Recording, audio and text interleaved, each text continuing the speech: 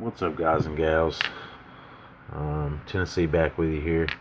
I said in my previous picking videos where I picked the American 700 series lock on your left and your U.S. General lock from Harbor Freight on the right, that we were going to do a comparison. Far as it goes, the locking mechanisms are really close, and I would say it's almost an exact copy, just cheaper material in the U.S. General. You can probably see that copper look on the inside of the core there. It's because they didn't bother to coat it all the way. I've done some filing on the side here, and you can see that they basically just coated copper or bronze. I know it's not brass. But what do you expect, right, for a $6 or $7 lock of this size? Now, with all the with them all put together, without the keys, just the lock body, they weigh pretty much the same. They weigh what was it, 22.41 a piece. And let's see if we can go 21.09 ounces on the American, and on the U.S. General 21.33 ounces. So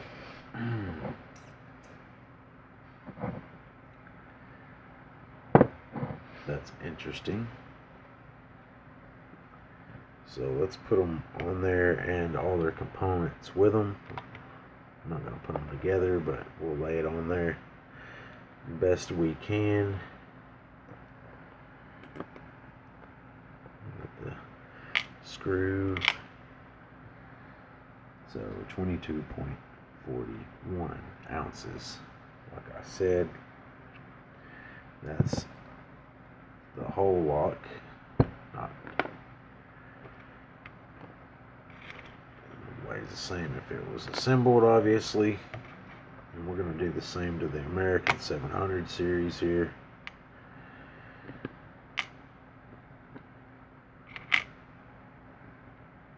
And the little wafer that was in it.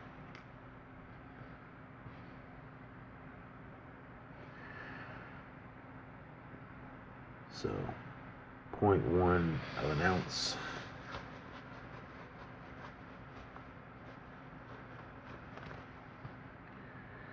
Difference.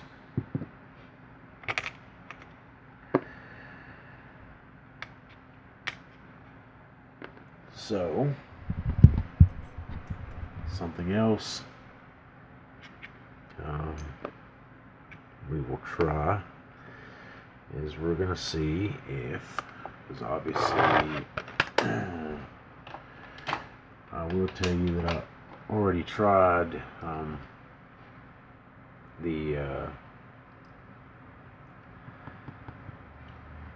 the American core, or I'm sorry, the U.S. General core and the American lock body, and it does work.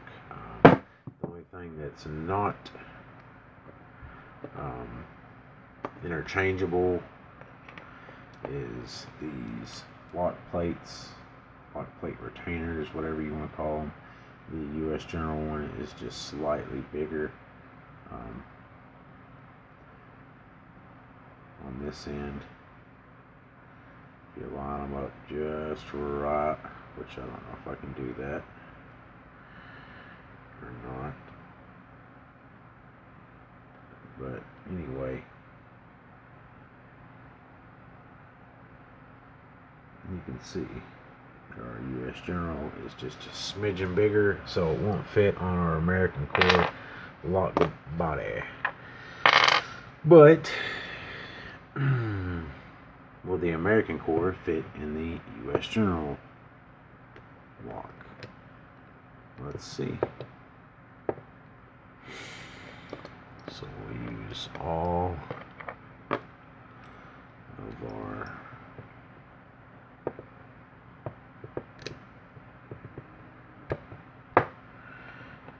go.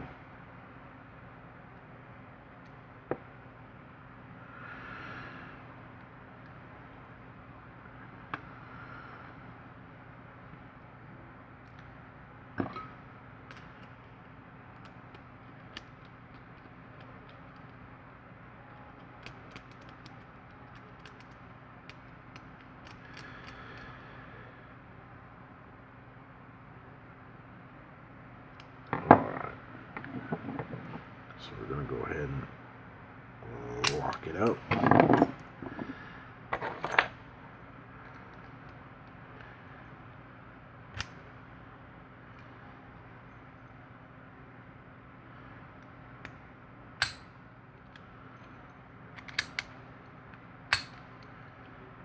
So that is, the cores are interchangeable, obviously. I've got the same tailpiece on the back to operate the unlocking mechanism on the inside. Other than this lock being made out of whatever kind of material this is, and this was just like a few passes with the like very, very light passes.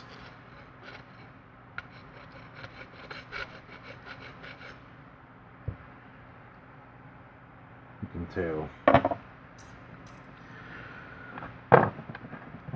with the file.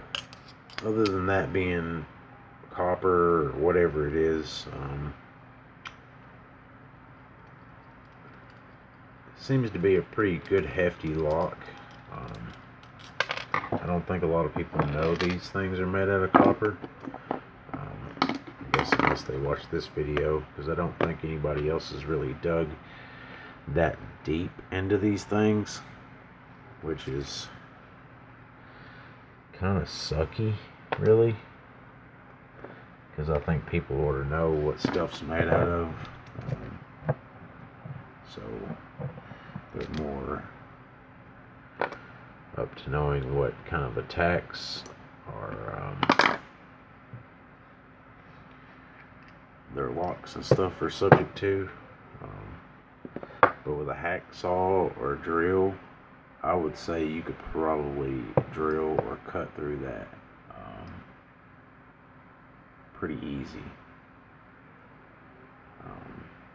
Everybody knows copper is somewhat of a soft material, so yeah.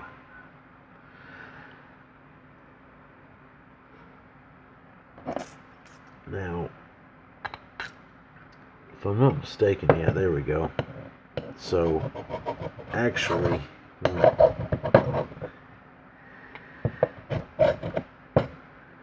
going to cut some pretty deep grooves in this. Yeah, there's actually metal shunting through here, so I think this has been electroplated. That's why they lay the copper plating down first, for the electrical charge that makes it all stick to it. See if the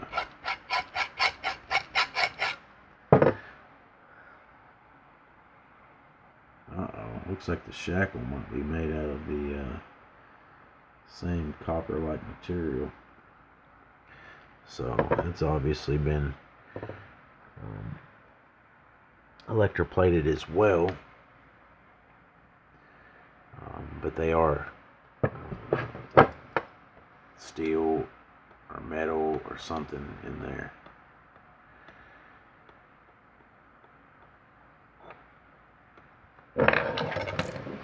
Sorry, I was just taking my magnet and kind of seeing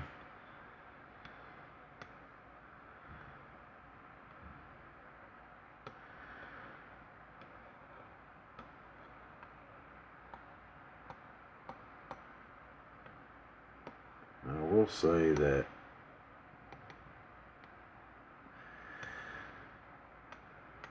that the shackle seems a little bit more magnetic than the body does. So it depending on what kind of metal is underneath that copper,